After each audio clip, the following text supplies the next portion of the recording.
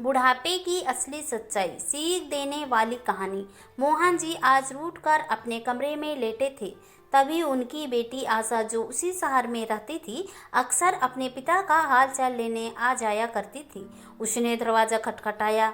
मोहन जी नीचे के कमरे में ही रहते थे। अक्सर वह सबसे पहले दरवाज़ा खोल दिया करते थे, लेकिन आज मंजू ने दरवाज़ा खोला। मंजू मोहन जी की बहू है। मंजू ने आशा को प्रणाम किया। आशा ने आते ही पूछा, घर में इतना सन्नाटा क्यों पसरा हुआ है? पापा कहाँ हैं? मंजू ने कहा, पापा अपने कमरे में लेटे हुए हैं। क्यों, पापा की तबीयत ठीक नहीं है क्या? आशा ने पूछा। ठीक है दीदी, लेकिन आज वो मुझसे नाराज़ हैं। पर क्यों? आशा ने आश्चर्यचकित होकर पूछा। क्योंकि मैंने आज उनके लिए मसालेदार खाना नहीं बनाया। डॉक्टर ने उन्हें मसालेदार खाना खाने के लिए मना किया है, इसलिए मैं मसालेदार खाना नहीं बना रही हूँ। इस वजह से वो मुझसे नाराज़ हैं। अब मैं क्या करूँ? डॉक्टर की बात मानूँ या पापा जी की? अब आप ही बताओ। ठीक है, मैं पापा से बात करती हूँ, आशा ने कहा। आशा मोहन जी के कमरे में गई। मोहन जी आंखें बंद करके लेटे हुए थे। आशा उनका पैर छूकर प्रणाम करती है। तभी मोहन जी की आंखें खुल गई।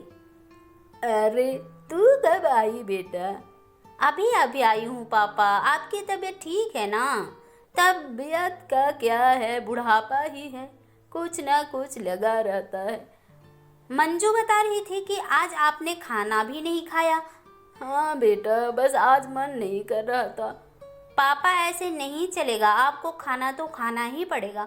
पापा मुझे पता है आपको मसालेदार खाना पसंद है और मंजू ने मसालेदार खाना नहीं बनाया है, इसलिए आप नाराज़ हैं। लेकिन आप ये भी तो देखें, मंजू को आपके स्वास्थ्य की कितनी चिंता है, इसलिए तो वो ऐसा करती हैं और आप वो कि नाराज़ हो जाते हैं। पहले बचपन में हम बीमार हो जाते थे तो आप हमें कितने प्यार से बहला फुसला कर दलिया या खिचड़ी खिला दिया करते थे, क्योंकि आपको हमारे स्वास्थ्य की चिंता रहती थी। वैसे ही मंजू को भी आपके स्वास्थ्य की चिंता है, इसलिए वो आपके लिए मसालेदार खाना नहीं बनाई। यदि आप मसालेदार खाना खाकर बीमार पड़ गए तो हमारा क्या होगा? कहते कहते आशा के आंखों में आंसू बहने लगे। अपनी बेटी की आंखों में आंसू देखकर मोहन जी भी भावुक हो गए। उन्होंने मंजू को आवाज़ दी, मंजू। आई जी पापा जी, जा मेरे लिए खाना लेकर आ। जी पापा जी, यह कहकर मंजू खाना ले आई। फिर मोहन जी ने प्यार से खाना खाया। आशा ने कहा, पापा अब आप आराम कीजिए। मोहन जी आराम करने लगे। मंजू किचन में काम कर रही थी। तभी आशा मंजू के पास आई। मंजू ने कहा, वाह दीदी, आपने पापा जी को खाना खिला ही दिया। आशा ने कहा, मंजू, बच्चे हो या बड़े, सभी को प्यार की ज़रूरत होती है और वैसे भी बुढ़ापे में इंसान बिल्कुल बच्चे जैसे हो जाते हैं, इसलिए उनसे प्यार से पेश आना चाहिए। जैसे तुम अपने बच्चों को समझा बुझा कर खिला देती हो, ऐसे ही पापा को खिला दिया करो। वो नाराज़ होकर भूखे सो जाते तो? मंजू ने कहा, ठीक है दीदी, आज से ऐसा ही करूँगी। दोस्तों, इस कहानी के माध्यम से हमें ये सीख मिलती है कि अक्सर बुढ़ापे में इंसान बच्चों जैसा हो जाता है। उन्हें भी प्यार व अटेंशन की आवश्यकता होती है।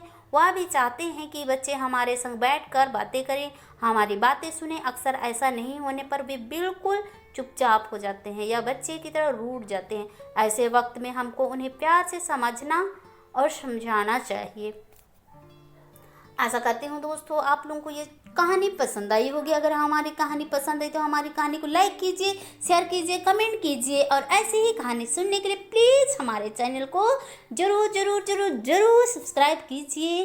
तो चलिए दोस्तों, मिलते हैं नेक्स्ट किसी नई कहानी के साथ। तब तक के लिए बाय बाय, अपना ख्याल रखिए।